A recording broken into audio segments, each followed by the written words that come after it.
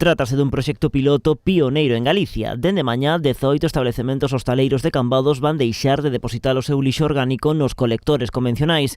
Cada un deses locais vai dispoñer dun colector individual para os seus biorresiduos, un sistema de recollida porta a porta que busca unha mellor xestión ambiental deses residuos e a súa retirada do contedor común para minimizar as molestias.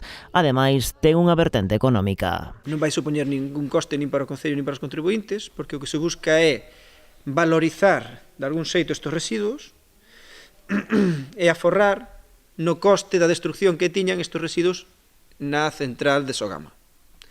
Preténdese que co que se aforre de pagar, porque en Sogama pagas por entregar a basura, valorizar, aínda que sexa pouco, o que se valorice nesto, deixar de pagar o que se pagaba en Sogama e con eso financiar a recollida.